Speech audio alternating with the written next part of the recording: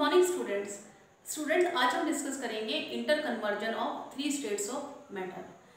जब हम किसी सॉलिड को गर्म करते हैं तो वो लिक्विड में चेंज हो जाता है और इस प्रोसेस को हम कहते हैं फ्यूजन प्रोसेस, गलना कहते हैं इसको हम। जैसे हमने जब आइस ली थी और उसको हमने गर्म किया था तो वो लिक्विड में चेंज हो गई थी और उसको हमने कहा था फ्यूजन। इसी तरह से जब लिक्विड को हम गर्म करते हैं, उसके टेम्परेचर को हम इंक्रीज करते हैं तो वो क्या होता है, वो लिक्विड गैस में चेंज हो जाता है और लिक्विड से गैस में चेंज होने के प्रोसेस को हम कहते हैं वेपराइजेशन प्रोसेस। इसी तरह से जब हम लिक्विड को ठंडा करते हैं तो वो फिर से सॉलिड स्टेट में चेंज होने लग जाता है और इस प्रोसेस को हम कहते हैं सॉलिडिफिकेशन प्रोसेस या फिर फ्रीजिंग प्रोसेस। इसी तरह से जब हम गैस को ठंडा करते हैं तो धीरे धीरे उसका टेम्परेचर कम होने लगता है और वो फिर से लिक्विड में चेंज होने लगती है। इस प्रोसेस को हम कहते हैं कंडेंसेशन प्रोसेस।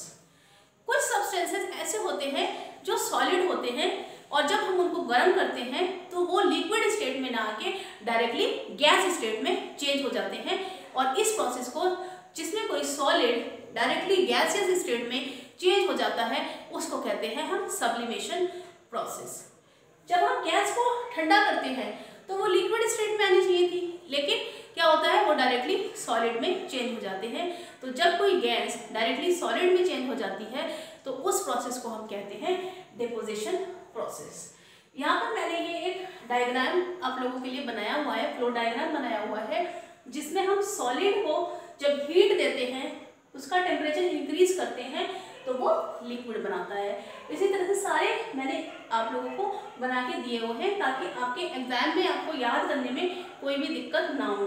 इसमें ये जो ऊपर की तरफ टेम्परेचर का साइन है, ये दिखाता है कि हम हीट दे रहे हैं, टेम्परेचर को इंक्रीज कर रहे हैं। यहाँ पे ये बता रहा है कि हम हीट दे रहे हैं। जो नीचे की तरफ साइन है, इसका मतलब ये है कि हम टेम्परेचर को कम कर रहे हैं, यानी कि हम उसको ठंडा कर रहे हैं।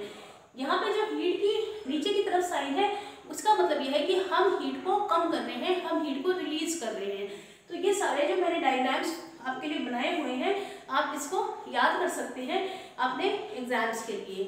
ठीक है, तो अब हम डिस्कस करेंगे फ्यूजन। फ्यूजन क्या है और फ्रीजिंग क्या होती है, तो हम इसको डिस्कस करेंगे।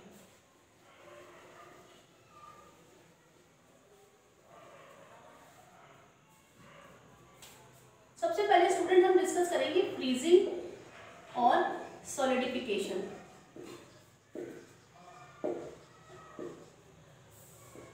The change of liquid into solid is solidification process. The process in which a liquid changes into solid is known as solidification or freezing. The temperature at which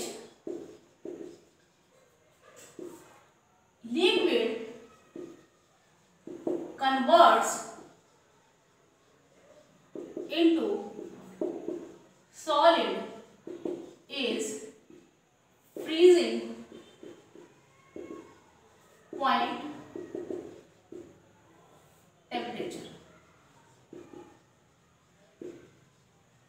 तो स्टूडेंट, वो temperature जिस पे कोई liquid जो है वो solid में convert हो जाता है, उस टेम्परेचर को हम कहते हैं फ्रीजिंग पॉइंट टेम्परेचर।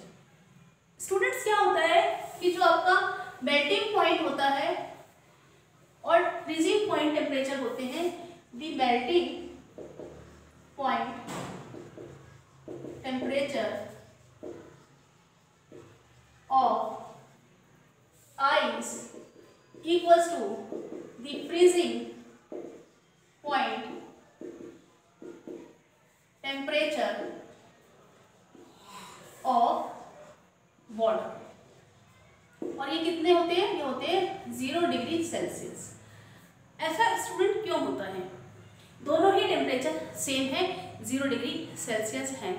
ऐसा इसलिए होता है क्योंकि जब हम किसी सॉलिड को या आइस को जब हम वाटर में चेंज करते हैं तो क्या होता है कि हम उसको हीट प्रोवाइड करते हैं। और मैंने बताया था कि वो जो हीट होती है वो हिडन हीट होती है और फोर्सेस ऑफ अट्रैक्शन को कम करने में ही लगी रहती है, और उसका जो अमाउंट होता है वो होता है हमारा, इसको बोलते हैं लेटेंट हीट ऑफ फ्यूजन। ठीक है, तो जब हमें सॉलिड को लिक्विड में चेंज करना है तो हम क्या करते हैं कि हम इसको हीट प्रोवाइड करते हैं, और वो कितनी हीट प्रोवाइड करते हैं, वो करते हैं 3.34 इंटू 10⁵ जूल पर केजी। तो जब हमें आइस से हमें वाटर बनाना है तो आइस क्या करती है, इतने अमाउंट की हीट को एब्जॉर्ब करती है। इसी तरह से जब हमें इसका उल्टा करना है, यानी कि लिक्विड से हमें सॉलिड बनाना है, तो लिक्विड क्या करेगा, इस सेम अमाउंट की एनर्जी को रिलीज करेगा और तब वो फिर से सॉलिड में कन्वर्ट होगा या वाटर से आइस बनाएगा। इसीलिए क्या होता है कि जो आपका टेम्परेचर होता है वो क्या होता है, वो सेम रह जाता है। इसको भी मैं आपको और डिटेल में बताती हूँ।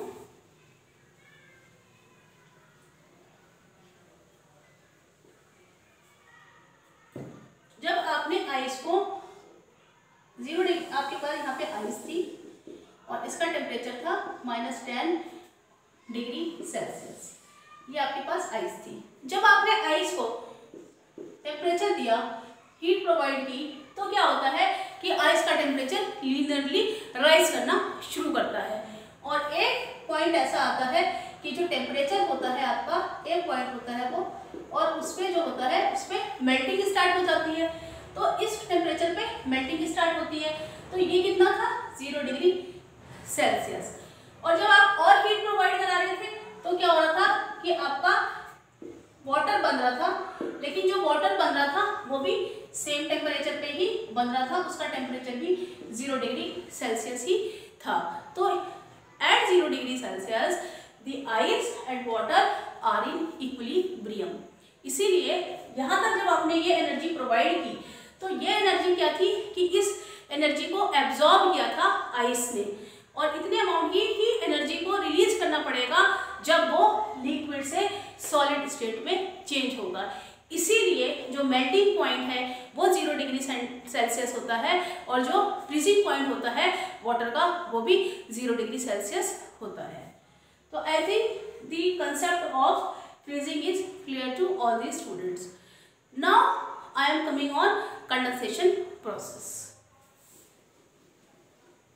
तो स्टूडेंट कंडेंसेशन प्रोसेस में क्या होता है कि कोई गैस है और उससे हमें क्या करना है, लिक्विड बनाना है। तो क्या होता है कि जो गैस होती है उसके पार्टिकल का अगर हम स्ट्रक्चर देखें तो वो कैसा होता है, ये आपके गैस की पार्टिकल्स है, ये आपके लिक्विड के पार्टिकल्स हैं। तो गैस स्टेट में पार्टिकल्स कुछ इस तरह से रहते हैं। अब हमें क्या करना है कि हमें इनको जब लिक्विड में चेंज करना है तो क्या करना पड़ेगा, इन पार्टिकल्स को हमें पास लाना पड़ेगा। कभी स्टेट चेंज होगी, कभी वो लिक्विड स्टेट में आएंगे पार्टिकल्स, उनके बीच इंटर पार्टिकल स्पेस को हमें कम करना पड़ेगा। तो क्या होगा कि इसको हमें ये स्टेट में लाना पड़ेगा।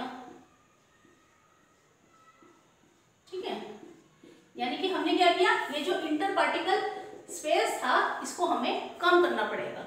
तो इंटर पार्टिकल स्पेस को हम कम कैसे कर सकते हैं, हम दो चीजें अप्लाई करके, दो पैरामीटर अप्लाई करके इसको कर सकते हैं। या तो हम क्या करें, इसके ऊपर प्रेशर अप्लाई करें, प्रेशर इंक्रीज कर दें। तो प्रेशर इंक्रीज करने से क्या होगा आपका कि जब हम प्रेशर इंक्रीज करेंगे तो क्या होगा कि पार्टिकल पास आने शुरू हो जाएंगे। पार्टिकल पास आएंगे तो क्या होगा, वो लिक्विड में चेंज हो जाएंगे। तो एक तो तरीका ये हुआ by increasing pressure at room temperature. दूसरा हमारे पास क्या हुआ, दूसरा तरीका हमारे पास ये हुआ कि हम क्या करें कि हम टेम्परेचर को डिक्रीज कर दें by decreasing temperature.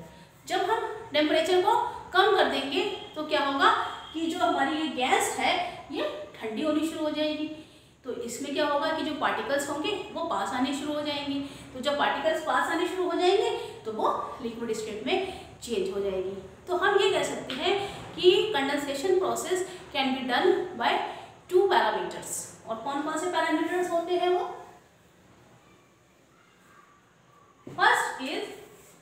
by increasing pressure at room temperature। और सेकंड हमारा क्या हो सकता है कि by decreasing temperature at atmospheric pressure, मतलब एक एटमॉस्फेयर में। ठीक है, तो ये दोनों अगर हम करते हैं तो जो कोई भी गैस है वो लिक्विड स्टेट में चेंज हो जाती है। कंडेंसेशन प्रोसेस का जो इंडस्ट्रियल एप्लीकेशन होता है वो होता है डिस्टिलेशन प्रोसेस में। डिस्टिलेशन में हम क्या करते हैं कि हम लिक्विड को हीट करते हैं, उसको हीट प्रोवाइड करते हैं और वो क्या होता है वेपर्स में चेंज हो जाता है। तो जब वो वेपर्स में चेंज हो जाता है तो हम एक कंडेंसर लगाते हैं और कंडेंसर क्या करता है उन वेपर्स को कंडेंस करता है और धीरे धीरे वो जो वेपर्स होती हैं वो लिक्विड में चेंज हो जाती हैं। तो कंडेंसेशन का एप्लीकेशन यहाँ पर होता है।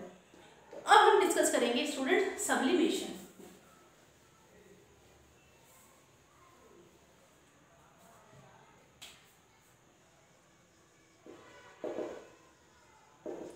तो स्टूडेंट आप देखते हैं कि सब्लिमेशन में जो सॉलिड है वो डायरेक्टली किसमें चेंज हो रहा है, वो चेंज हो रहा है गैस में। जो हमारे पास सॉलिड है वो डायरेक्टली गैस में चेंज हो रहा है। इसका अगर आप एक डेली लाइफ एग्जांपल देखना चाहें तो जो सब्लिमेशन प्रोसेस होता है वो होता है कपूर के केस में। जब हम पूजा में जो कपूर यूज करते हैं उसको थोड़ा सा भी हम उसको थोड़ा सा हीट देते हैं तो वो क्या होता है वो डिसअपेयर हो जाता है, आपको दिखाई नहीं देता। तो वो डायरेक्टली क्या होता है वो गैसेस स्टेट में आ जाता है, उसमें लिक्विड स्टेट नहीं आती। इसी तरह से आपने देखा होगा कि घरों में नैपथलीन बॉल्स यूज की जाती हैं और जब हम उन्हें कपड़ों के बीच में रख देते हैं तो जब नेक्स्ट सीजन हम उन्हें देखते हैं तो वो बिल्कुल डिसअपेयर हो जाती हैं और कपड़ों पे कोई भी स्पॉट भी नहीं आता है। तो अगर वो लिक्विड स्टेट में चेंज हुई होती तो उनमें स्पॉट आता, लेकिन वहाँ पे तो कोई स्पॉटिंग नहीं होती है। तो इसका मतलब ये हुआ कि वो लिक्विड स्टेट में आई ही नहीं, वो डायरेक्टली किस में चेंज हो गई, गैसियस स्टेट में चेंज हो गई। तो इसको हम कहते हैं सब्लिमेशन प्रोसेस। और जो सब्सटेंसेस सब्लिमेशन शो करते हैं उनको हम कहते हैं सब्लिमेबल मटेरियल्स और सब्लिमेबल सब्सटेंसेस। तो कौन कौन से ऐसे सब्सटेंस होते हैं जो सब्लिमेबल होते हैं वो मैं आपको बताती हूँ। एग्जाम्पल है आपका कैम्फर, आयोडीन, ड्राई आइस और आपका है नैपथलीन बॉल्स,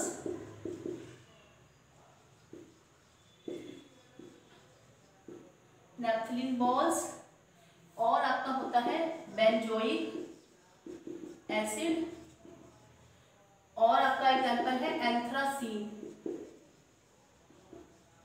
और जो आप घरों में ओडोनिल यूज करते हैं, ओडोनिल भी आपका जो होता है वो सब्लिमेबल सब्सटेंस होता है, सॉलिड होता है वाइट कलर का, जिसको आप अपने रूम्स में रख देते हैं और थोड़े टाइम बाद आप देखते हैं कि वो बिल्कुल ही डिसअपेयर हो जाता है। तो वो क्या करता है वो गैस स्टेट में चेंज हो जाता है।